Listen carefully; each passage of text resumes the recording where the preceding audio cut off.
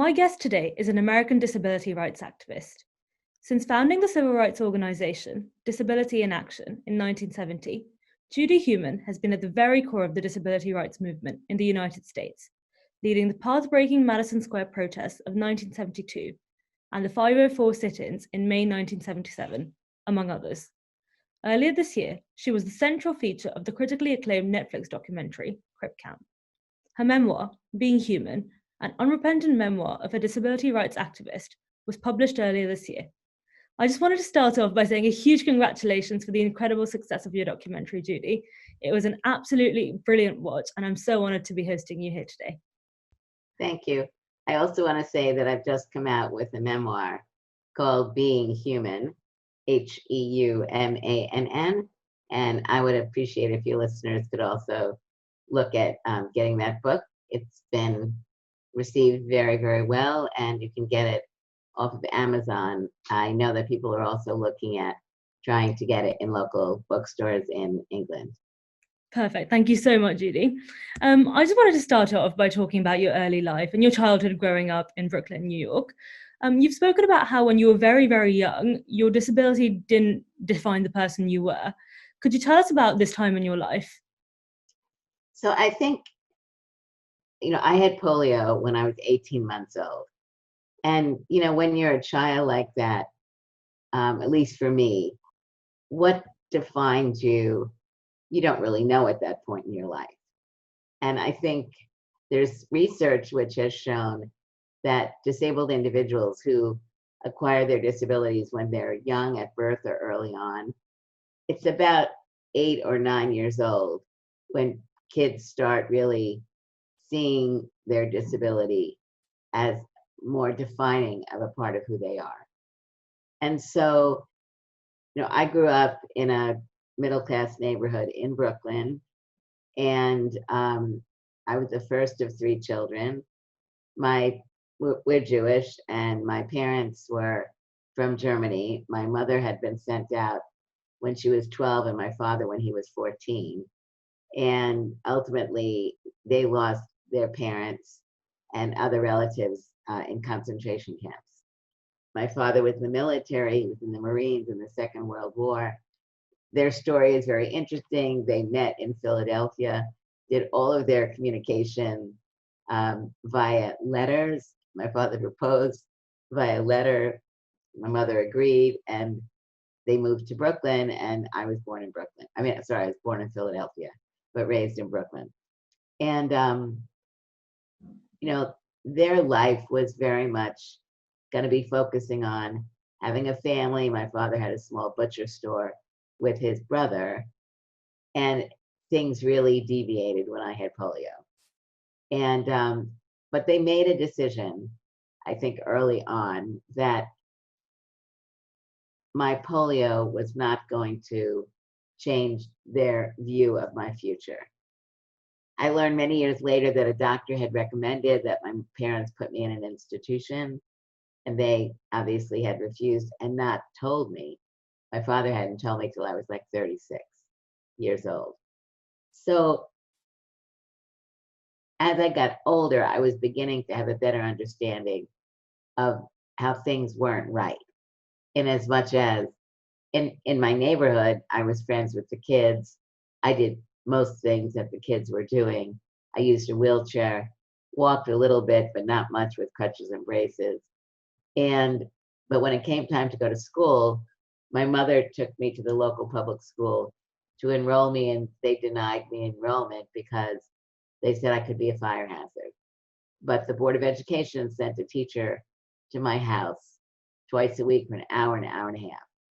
Now, I mention some of these things in detail now because, in Great Britain and the United States, what happened then wouldn't happen the same way now. But in many countries around the world, there's a large percentage of disabled kids who are not in school. So it's really important for us to recognize that experiences that we have been having in our countries are still in many countries happening. So I was, teacher, as I said, came to my house total of 2.5 hours a week. And then as I was getting a little older, I was 8 years old, and my neighbor, my friend Arlene, we were going to the store. And when we were going to the store, this young boy and some other kids were walking down the street, and he came over to me and he said, "Are you sick?" And that was a very, very jarring moment for me because, and I explain this more in the book, but no one had ever talked to me using the word sick.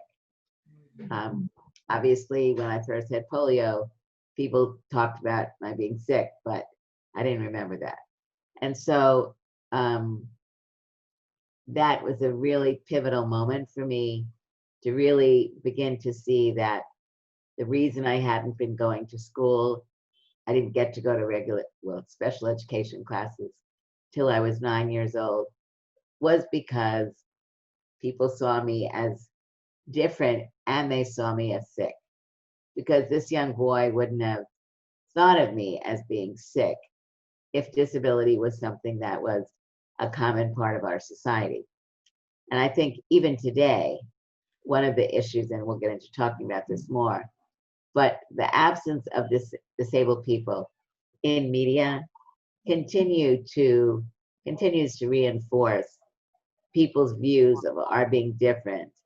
And because in many cases, one acquires one's disability because of illness, like polio or the COVID-19 virus, or whatever it may be, a spinal cord injury, hearing loss, blindness, low vision, epilepsy, on and on.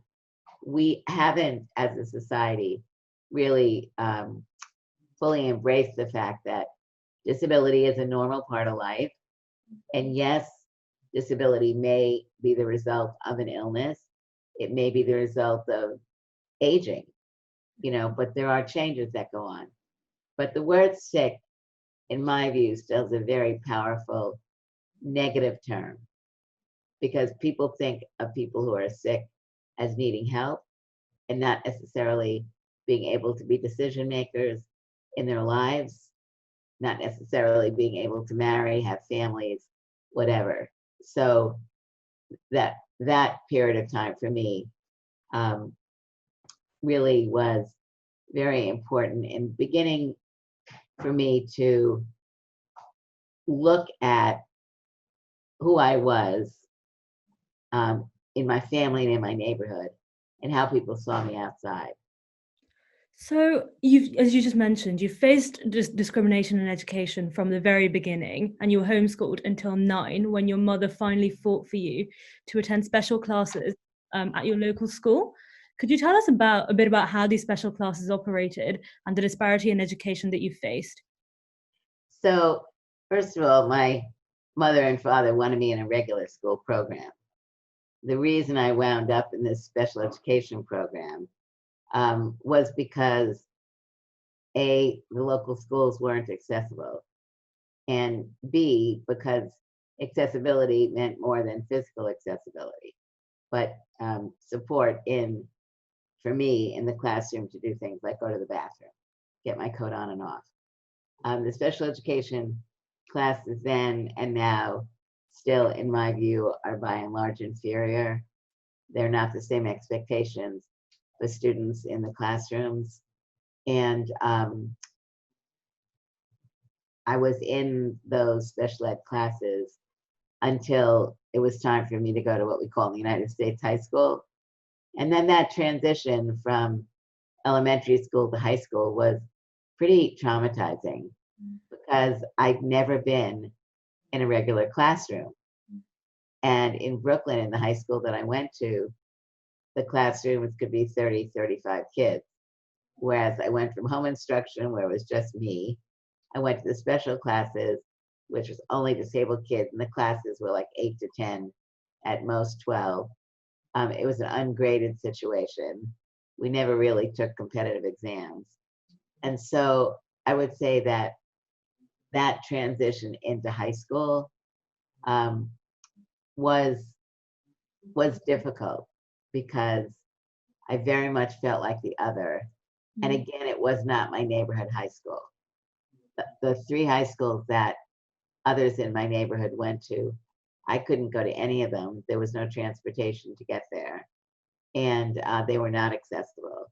So I went to a school which was in another part of Brooklyn. And one thing about, going to these schools out of district is that there is additional time for transportation. So I would spend some days 2 to 3 hours on the bus getting to and from school, when if it would have been a straight ride, it would have been way shorter. But I think the other issue, so the positive and the negative. The positive of my being in these special education classes was that it was the first time that I ever met other disabled people. And so that really, in my book and in Crip Camp, plays a very important part in my life, in the lives of, many, many other people, thousands, millions.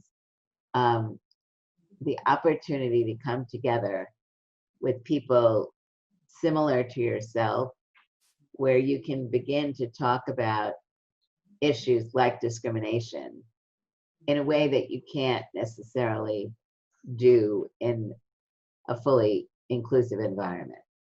So very much I support integrated, inclusive education, communities, on and on. But I think it is very important, not just for disabled people, but for other groups to have times to come together, to be able to talk about issues that may be problematic for you, me individually, and that we're not able to discuss unless you're with people not only who are empathetic, but who really can understand what you're talking about. And that was one of the positive things that came out of, as I said, being in this health HC 21 class and going to camp. I started going to camp when I was 9, a different camp than Jeanette, then went to Jeanette when I was like 13.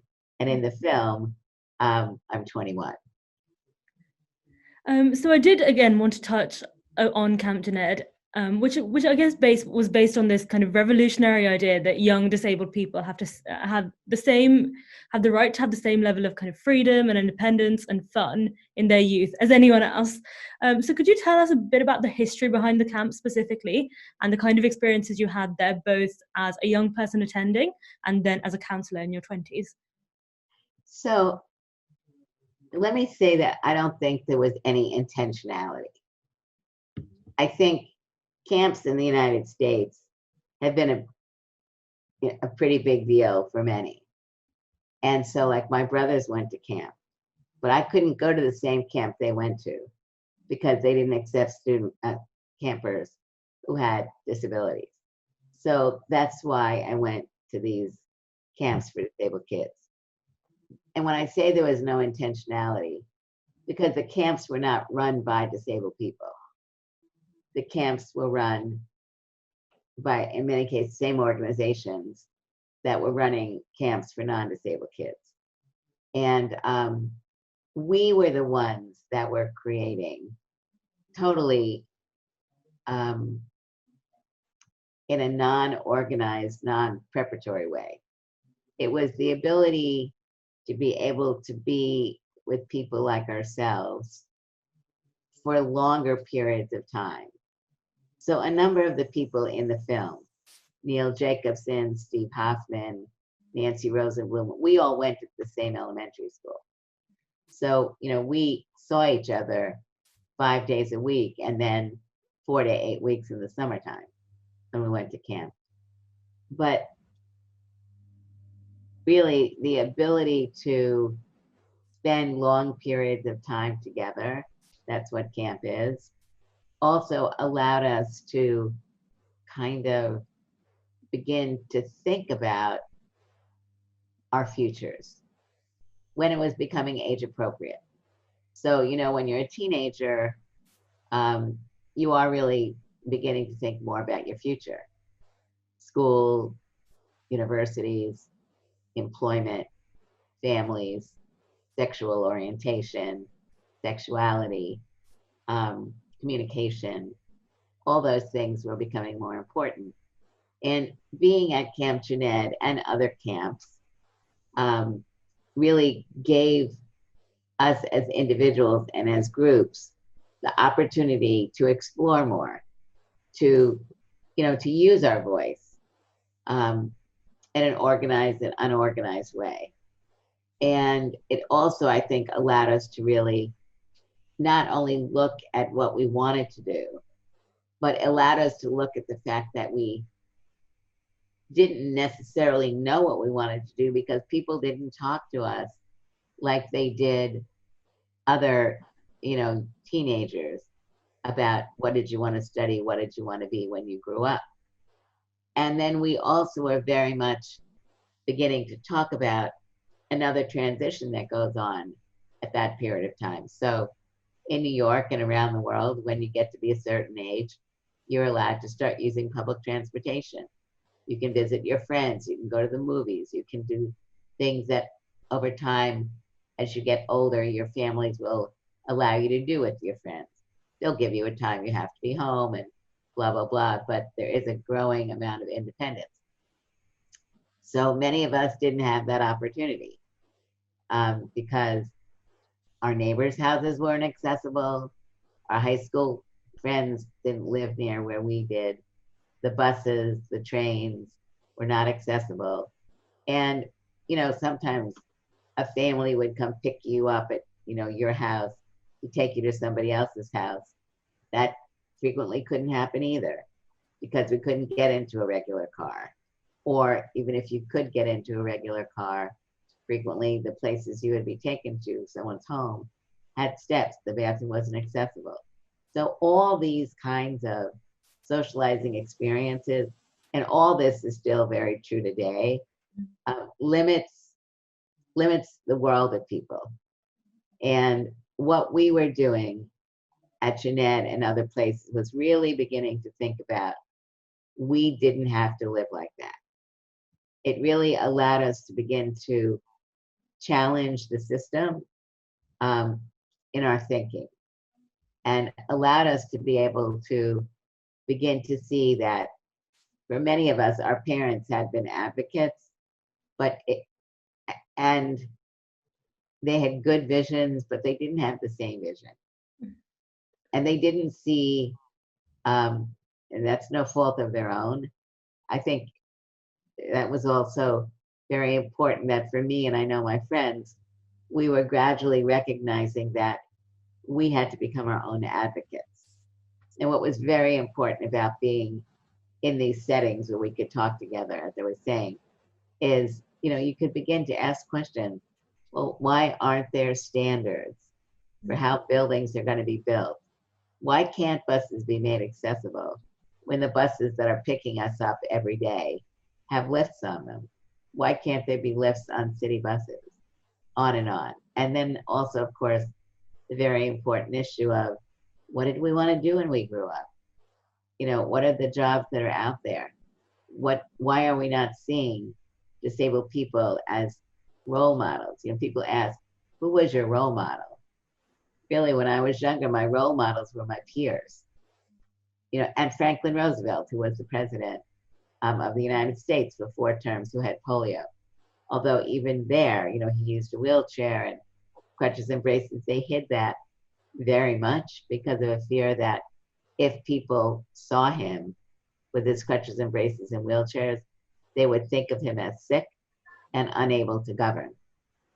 So very critical time in my life and in the lives of people on the film to see how we were beginning to express ourselves, think, and how we took that back over the years and decades to improving life for ourselves and then gradually also internationally.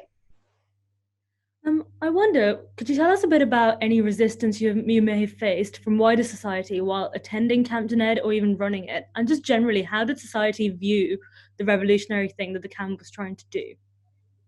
I really want to underscore the camp was not trying to do anything. The camp was trying to give us an opportunity to have fun and be at a camp like other kids were doing all across the United States. What came out of the camp was not programmed. It came out of our camp and other camps, I think, just because television, people watching this may not really realize that television started coming out in the 50s and 60s. That was very important for us in the United States because it was the civil rights movement was really exploding. There were, bus boycotts and bombings of churches, Black people being killed or beaten, and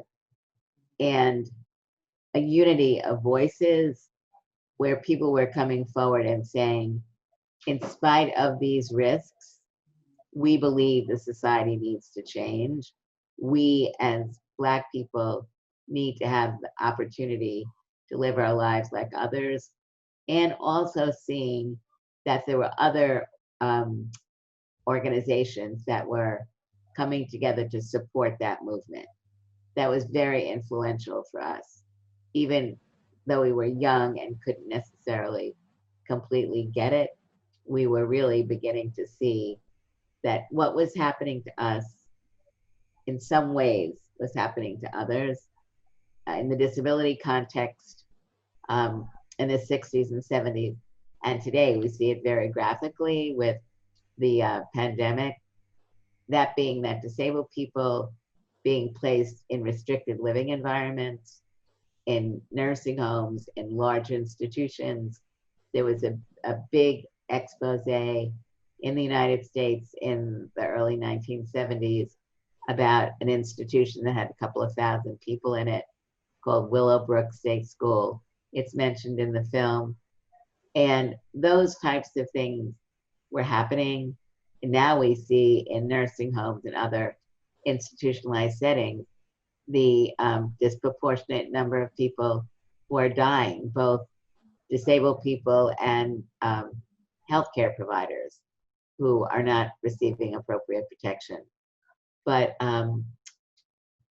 we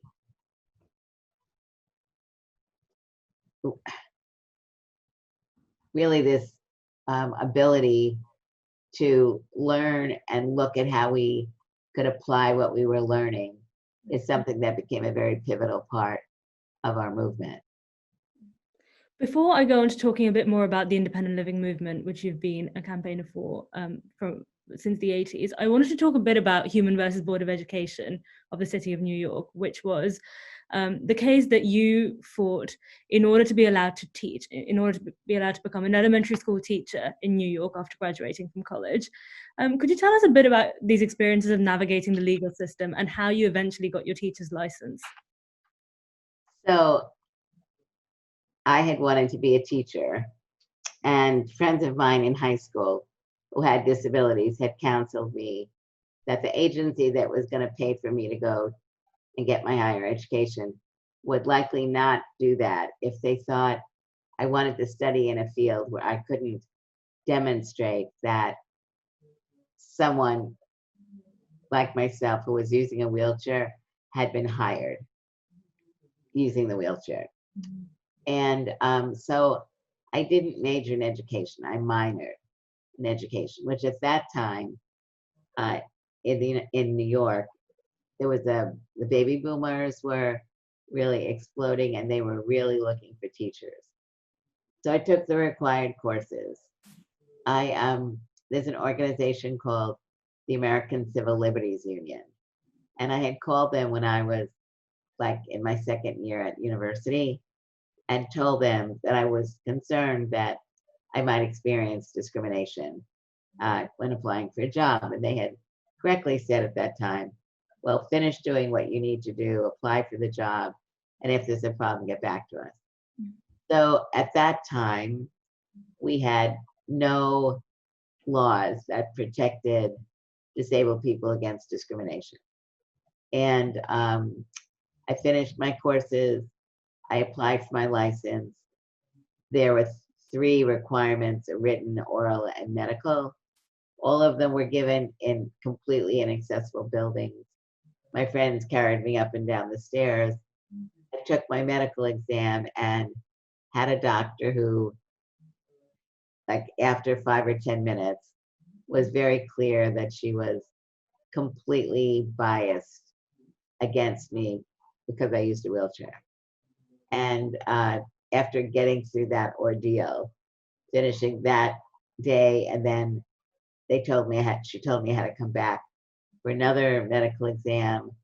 And then I received notice in the mail that I had failed my exam, my medical exam, specifically because of paralysis of both lower extremities, sequelae of poliomyelitis. And then I was really having to think about what I was going to do.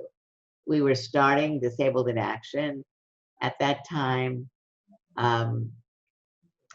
And I was speaking to my family and my friends about whether or not I should sue, because quite frankly, I was feeling very vulnerable. You know, what if I didn't do a good job? Would that mean they wouldn't hire other disabled people as teachers? Equally important, we didn't have money, so I couldn't go out and get a lawyer. So I was really trying to figure out what I was going to do. Then a friend of mine who was a journalism major at my university knew a reporter at the New York Times who wrote a piece about my being denied my job. And the next day, the New York Times did an editorial on my being denied my job and how they felt I should get my job. Then I got a call from a lawyer named Roy Lucas. Roy was writing a book on civil rights, and he wanted to interview me. And I thought, as he was interviewing me, I really like this guy. I like his questions, I like his background. And so at the end of the interview, I asked him if he would consider representing me. And he said yes. And he wouldn't charge. So that was my first lawyer. And then the next day, I had been asked to be on a national morning television program, having a discussion with someone from the Federal Department of Education about, you know, the correctness or not of my getting a job. And then that day, a customer went into my father's butcher store, who was a lawyer, and said that he would also represent me. So I had my legal team. And they were great. We went to court, and the judge was a judge. Her name was Constance Baker Motley. She was the first Black woman appointed to the federal court. So that was like, I remember thinking, oh my God, this is great. So ultimately, the day that we went to court, it was pretty quick, because she basically told the Board of Ed that she encouraged them to give me another medical exam. And so they did, and I saw another doctor who basically said, I'm so sorry that all of this happened. And then I got my medical clearance, and then I got my license. But then I couldn't find a job because so many of the schools were not accessible. So then, you know, there had been editorials from all the 3 major newspapers in the beginning with the lawsuit, and then later. And ultimately, I got a job as a teacher in the same classes that I had gone to school in. So a segregated program in the basement of a school. And it was a great opportunity for me to teach disabled kids, because it was the first time that they'd ever had a disabled person as a teacher. And so at the end of the first year, when I was doing a lesson, we were talking about what they were interested in doing when they grew up. And these kids were, you know, younger. They were all wanting to be teachers. And I remember laughing and saying to them, that's great if you want to be a teacher, but there are other options out there. And thinking for myself, how I never had that experience because I hadn't seen myself, someone like myself, in a job, in many professional jobs, accountants, social workers, speech therapists, but not as scientists or professors or other things like that. In 1970, you went on to found Disabled in Action, or DIA. DIA rose to prominence in 1972 with the Madison Square protests against President Nixon's refusal to sign the Rehabilitation Act of 1973. Could you describe to us this Madison Square protest, which you've mentioned before is 50 people bringing a whole city to a halt? And could you tell us a bit more about how you went around organizing it? That's really a funny story. When we learned that Nixon had vetoed the Rehabilitation Act, people in DIA joined up with another organization called Pride. And I don't think they're around anymore, but DIA is. And we decided we wanted to do something, and that we wanted to do something public. That was really very important, that we, frequently we would write letters, go to meetings, do things of that nature, but we hadn't had like a public demonstration. And in part that was, as I was mentioning earlier, how would we get there? I didn't drive. Some of my friends did, but we were able to, in our planning, decided that we would have a demonstration in Manhattan, and that we would have a coffin, and we would have flyers that had tombstones, and on the flyers we would explain the failure of Nixon signing the law and the implications. We went to Manhattan. We'd gotten some paratransit vehicles to be willing to drive us for free. And we get to the building, and it was in an area in Manhattan that had almost no traffic. So nobody was seeing us. And we went and sat in the street, but it really didn't matter because really there was like impossible if anybody's been in Manhattan to believe, but we found an area where there was no traffic. So, but the police were there. And so one of the officers said, "What do you want?" And I said, just made it up, honestly. "Do you know where Nixon headquarters is?" So he called it in to the precinct and said, "Where is Nixon headquarters?" And so he told us, and we decided, let's go to Nixon headquarters. So we got from where we were to Nixon headquarters, and it was on Madison Avenue. And we had people from Pride and DIA, and there was an organization that was forming as a result of the Willowbrook State School for the quote unquote mentally retarded. There were a number of parents and lawyer and doctors and people who had been really bringing attention to that tragedy. And we all joined together. And it was completely making it up as we went along. We didn't have any permit or anything. And we ultimately decided that the only way we were going to get attention was to try to stop traffic. And so we did. And we sat down, we moved across to block the street. And we were very successful in doing that. And we ultimately went up to Nixon headquarters that same evening and shut it down. And that was on a Thursday, and the election was on a Tuesday. And what we realized is we had relatively little publicity. This was really at a point where the anti-Vietnam War activities were going on, and we hadn't had any veterans with us. Mm-hmm. And so we had decided that we were going to do another demonstration on Monday, the day before the election. And we called the opposition to Nixon with Senator McGovern's office and asked if they knew any disabled veterans.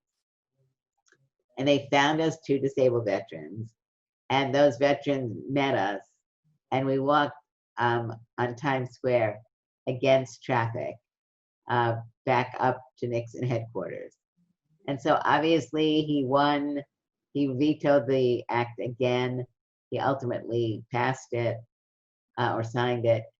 But I think for us, that was very much an incredibly empowering experience, because we were realizing, one, it was really a big deal as disabled people to be on the street demonstrating, to exposing ourselves and seeking the ability to speak to passersby. And we were very surprised by the number of flyers that we gave out, that we had to keep getting printed, and how many of them were not being thrown on the ground, that people were taking them and reading them. That it was also, I think, an experience for them, not just seeing people on the street, but being able to get a piece of paper that pretty reasonably explained what the veto of this law meant, not just to us, but to others. I wonder if you could tell us a bit about the Rehabilitation Act itself, and particularly what Section 504 represented. Sure. The Rehabilitation Act itself is a law that came about in the United States in 1919. And it was developed then for veterans that were returning from the First World War. And the purpose of the law was, and still is significantly, to assist disabled people in getting the training and education they need and seeking employment, working with employers, helping people get jobs. That's the fundamental part of the law.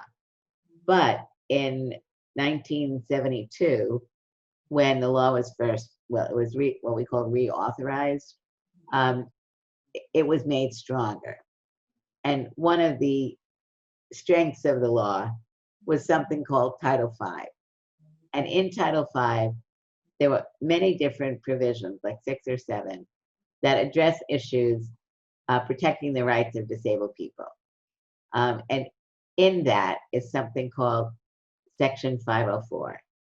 And Section 504 was very similar. In 1964, there was a major Civil Rights Act passed in the United States, prohibiting discrimination against people of color and others, but did not include disability. And so it took us as disabled people here in the US until 1990 to have an equivalent piece of legislation. Section 504, as I was saying, was a part of what needed to be done to begin to get some equity in disability in the area of discrimination. And it says, if an entity is a recipient of money from the federal government, that you cannot discriminate against someone based on their disability. Very little provision, like 42 or 45 words, and it was going to need a lot of work because it didn't define disability, it didn't define discrimination, it didn't define remedy, it didn't do any of that. So the disability community began to a new phase, really, of moving from just talking about problems to being able to be involved with solutions. And I think this is an important issue. Again, this is not just a disability issue, it's with any minority group or any group that's wanting to make change with government anywhere in the world. You need to understand the problem, but you also need to have solutions to propose. You need to really understand the structures, and you need to be able to be an effective presenter of information and to be able to counteract what people will be saying in opposition to what you want. And so between 1993, more 94, and 1997 was this period of time where one of the government agencies was traveling around the United States, talking to disabled people, getting a better understanding of the scope of discrimination, getting a clearer understanding of how to make this provision of law meaningful.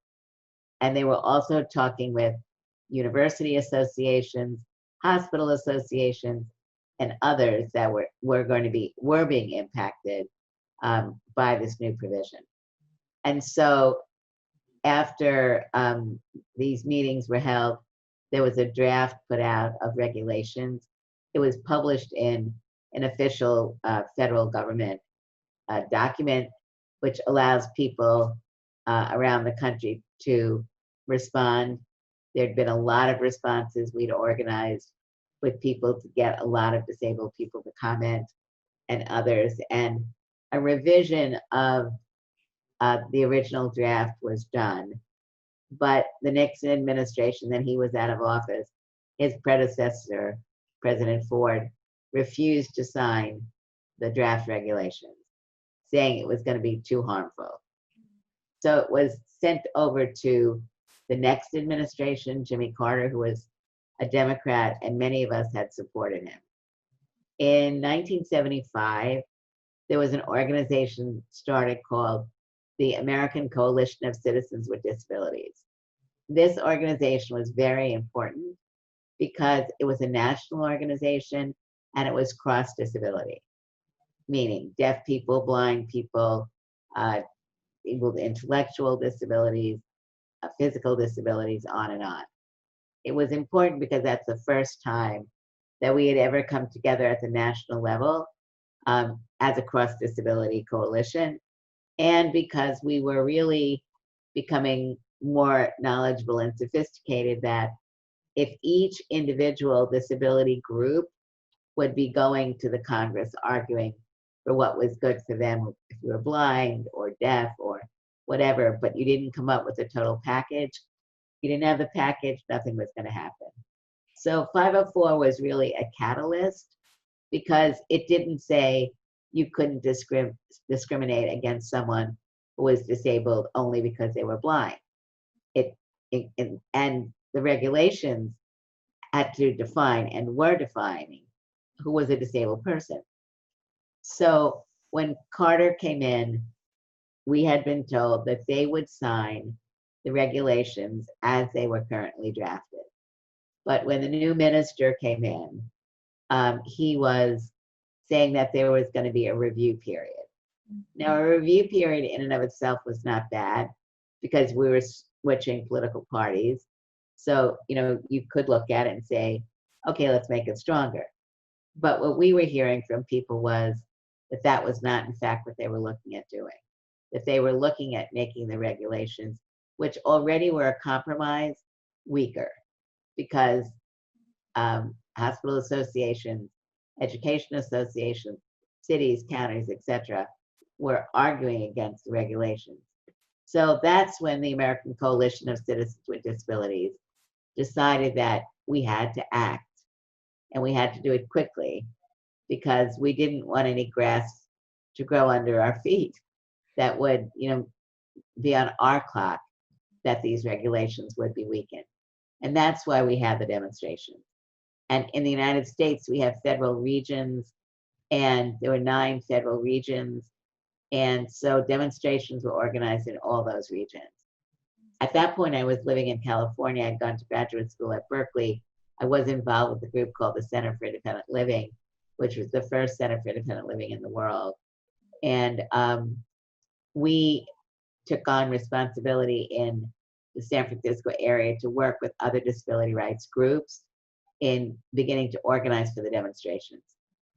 The demonstrations ultimately, when you read the book, see the movie, you'll see it was 28 days that about 150 people occupied a floor in a federal building, the longest demonstration to take over a building in the history of the United States.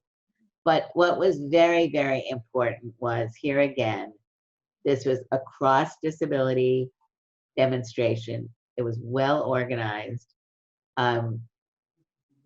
The other demonstrations and sit-ins that people had been having in federal buildings around the country basically were finished in the first 2 or 3 days. which was another reason why we decided that we were not going to leave. And you could see that one of the reasons we were successful was that we had been working as a cross-disability community in San Francisco, Berkeley area, but also that we had been working with other civil rights and labor rights and women's rights organizations, so that when we were making our plans of what to do, we were able successfully to reach out to other segments of the community that we had been supporting, but had not necessarily been really engaged in disability.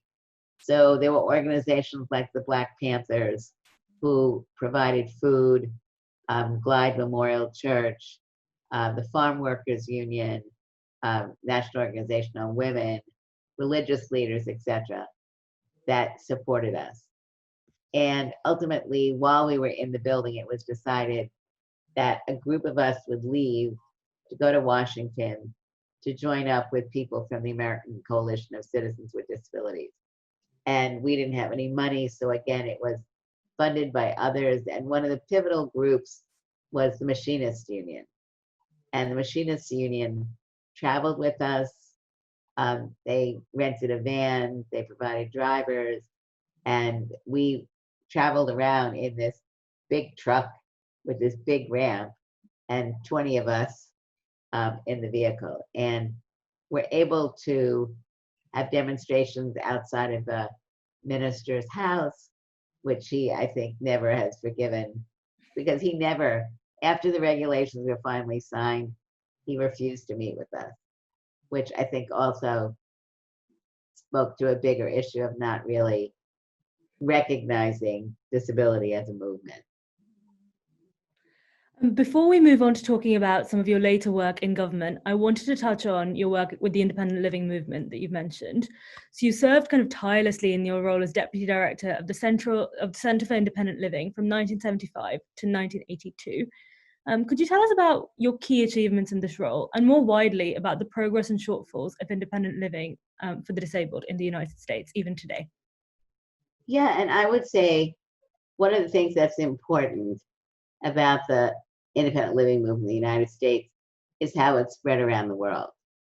Because there are centers for independent living in England, in Ireland, in Norway, in Sweden, and Finland, and all across Asia, Pakistan, Nepal, Laos, Vietnam, Philippines, etc.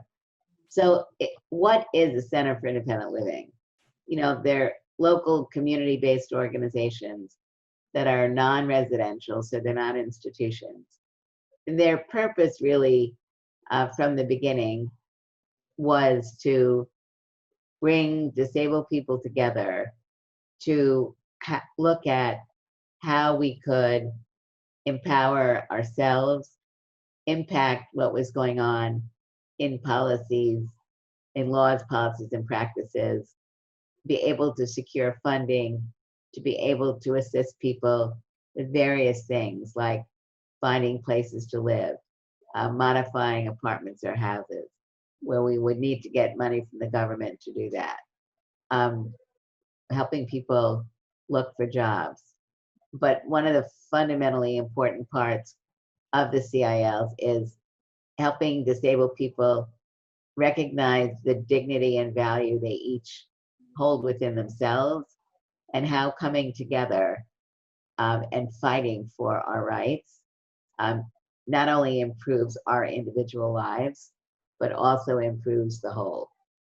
And so I think that's fundamentally, the organizations may look different from place to place, but in the United States, by law, the centers have to have a board of directors that's controlled by disabled people, and the majority of the staff have to be disabled people. So many of the centers around the world are arguing for things like what we call home and community-based services or personal assistance services, which is pivotal for many of us on a daily basis. Different countries do things different ways. Not all countries are means tested, meaning if you need the service, you can get it without having to pay for it. In the United States, It's a very heavily means tested program, so that someone like myself, um, I don't get any support from the government for my personal assistance. Others do, but because they've had some regular jobs, I have, if you have more than $2,000, well, it depends on the state, but the amount of money that you can be earning or saving is very limited. So that's an issue that the centers around the United States are working on. The centers were very involved recently. I know this is hard for people to understand, but if you read the papers and you see what's going on in the US with healthcare, you can see that our healthcare system is a tragedy, and there are millions of people who don't have basic healthcare. And it has been the Disability Community Centers for Independent Living and an organization called ADAPT that has really been on the forefront of fighting to keep a major healthcare law that we had passed under the Obama administration. So I would say that many of the centers for independent living are voices for the disability community. And it's the voices of disabled people themselves that's really critically important. And there's a growing number of organizations, including the CILs, that are really working hard on voter registration and getting out the vote. And there are a number of other organizations that have been formed over the years at the national level to really keep developing more and more sophisticated public policies, working with Congress to get these laws passed. Sometimes successfully, sometimes not yet. You've gone on to work for both the Clinton and Obama administrations, serving as special advisor on disability rights for the US State Department from 2010 to 2017 under President Obama, a role which has not been filled in the Trump administration. So I was wondering what your highlights and your key achievements were in this role, and do you see any of this progress being unraveled under the Trump administration, particularly given COVID-19? Well, let me just say basically, working at the World Bank and at the State Department was an important opportunity for me in many ways, because it was an opportunity to bring the voices of disabled people from not only the United States, from around the world. And it gave me the opportunity to be able, I'd always been doing traveling internationally, like since 1972. But when I started working for the World Bank, that really enabled me to travel to different countries and to meet with disabled individuals. And for me, equally importantly, to get the disability community to be meeting with the World Bank staff at country level, because that's been one of the big issues, is people running DFID and USAID or the State Department or the World Bank didn't really know disabled people, didn't really understand the issues, didn't value the issues. And so it was an important opportunity to be educating staff first at the World Bank, so that people really understood not only the depth and breadth of the community, but in many countries, the desire of the disability communities to be supported, to organize, and how they needed more support to make that happen. And also the importance of sharing information across governments and civil society, that people could learn about what each other had been doing. So I would say the successful part of the World Bank at that time was really a growing knowledge and subsequent ability to get more of a focus on including disability in the work of the World Bank. I think there was a hiatus for a number of years where that really slowed down. Now, Charlotte McLean and Clapo is working at the bank. She actually came in when I was working there, another story, but she was great. She was working in Asia and Africa. She went over to USAID and then went back to the World Bank. It's doing phenomenal work. And I think the bank, like other institutions, takes a long time for things to be moving forward, but she's doing fantastic work. But a fundamental issue then and now, not just at the bank, not just at the State Department, but at any of the international governmental organizations, is still this lack of knowledge about who are disabled people, and what are some of the issues. Like, when looking at violence against women, are you looking at violence against disabled women? Are you looking at violence causing disability, causing mental health disabilities, causing physical disabilities? By failing to really understand disability and integrating it into all these agendas, we're not only failing those of us who have obvious disabilities, but we're really failing the broader societies because we're not in depth looking at some of these issues. We know in the United States, for example, in the area of violence against women with disabilities, that the figure, the percentage, is much higher than for non-disabled individuals because of vulnerability. In some countries, for example, in order to report abuse, you have to go to the police. If you can't get there by yourself, how are you going to report it? Or if a family member has to bring you, and it was a family member who caused the abuse, or a friend of the family. And those are some of the things that we were beginning to learn, because both at the World Bank and at the State Department, I really always not only wanted to meet, I didn't want it to just be me. So the ambassador or the deputy ambassador and other staff, we would always go together for meetings. So I never went to any of those meetings by myself without someone from the local country, State Department or World Bank, because it was a learning opportunity, and because they were the ones that were going to have to follow up. In the State Department, every year, there are reports that are issued for every country on issues around human rights.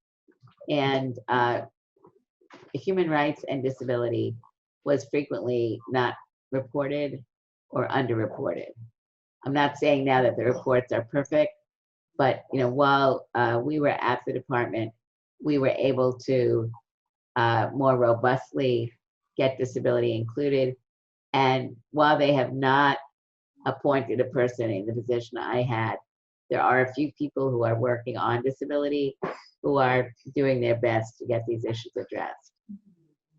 But I would say that one of the major changes, positive changes that we have seen over the last 20 years from an international perspective was the work that was done on the development of the Convention on the Rights of People with Disabilities, and how that ability to bring disabled advocates from countries all over the world to come to the UN and to meet with officials from the UN and from the countries themselves to discuss and negotiate the convention, and the subsequent work that has been able to go on is pivotal. And if you look today at work that has gone on around COVID, you can see that groups like the International Disability Alliance, which is made up of many international disability rights groups and regional groups, are really having a positive impact. There's a special advisor, special rapporteur on disability that's been appointed by the UN, and she has had an amazing impact, being based in Geneva, being able to meet with other high officials, getting discussion of disability on the agenda every day. Catalina Devandis, I take my hat off to her. She's an amazing woman, has a disability, from Costa Rica. And I think what we can see through work like Vladimir Chuk and Charlotte and Catalina, Rosangela Berman-Beeler at UNICEF, is that when you get people in positions of authority and responsibility who have disabilities, who really understand issues, that we're not able to make the dramatic changes that need to be made as quickly as they should be made, but we allow these issues and we demand that these issues be maintained on the table. And I think that's, one of my concerns is what is going to be happening now with the pandemic. What impact is it going to be having on poor people, a large percentage of whom have disabilities? I believe we've seen some very important changes over the last 20 years, globally and at the country level. In part, that's because of the Convention on the Rights of Persons with Disabilities, which was developed in 2000s, between 2002, came into force in 2008, and was very much the result of disabled individuals from around the world coming to the United States, working with representatives from their countries, helping people really understand that discrimination was and is something that at least 1 billion people, now the World Bank and the World Health Organization have said at least 15% of the world's population have disabilities, that discrimination has been rampant, that there was a need for this treaty to be able to articulate both the problems, recommendations for solutions. And that effort really has resulted in the strengthening of a group called the International Disability Alliance, which is led right now by a gentleman named Vladimir Chuk, representing 13 international disability rights groups and many regional disability-run consortia. Also, as a result of the treaty, a special advisor was created. Special rapporteur. The special rapporteur is a pivotal position. It's currently held by a woman named Catalina Devandas, who in my mind is an amazingly strong disabled woman. She's a lawyer. She's from Costa Rica. She lives in Geneva, and on a daily basis is making sure that disability is something that's dealt with across the board at the UN and others. And she is an example, like Rosangela Berman-Beeler, who's at UNICEF, and Charlotte McLean Kloppo at the World Bank, and hopefully in the future another position filled at the State Department, really demonstrating that when you have knowledgeable people on an issue like disability, whatever the issue may be, that knowledge being brought to the table really does allow people not only to understand what the issues are, but what the solutions are. Allows collaboration and cooperation to be able to move this forward, and additionally validates the issues that disabled people are facing, and allows philanthropy and development agencies around the world to look at the fact that they had not been appropriately supporting disability rights organizations, like they were supporting women's groups and other groups. So I think these important changes hopefully will not fall to the wayside as the pandemic moves forward with the economic implications it's going to have, but rather that we will stay on the table, being able to be a part of the adverse impact on people. Our final question, Judy, comes from Timia at New College, and it touches on several of these issues that you've just mentioned. And she asks, what do you make of the status of the disability rights movement in the developing world? And what do you think the US can do to help the position of disabled people in these countries? So, obviously, what I think and what I know is that there are millions of disabled people in countries that are not yet receiving equal opportunities. They're not yet receiving the education, their transit systems are not yet accessible as they're being developed. Employment is a major issue. Stigma is a major issue. Lack of services and support is a major problem. The good news is, as I've been saying, that there has been an increasing voice of disabled people. There has been some more funding that's been coming in from governments and philanthropy to help support the development of these organizations. What can the United States be doing more? Well, the United States needs different leadership.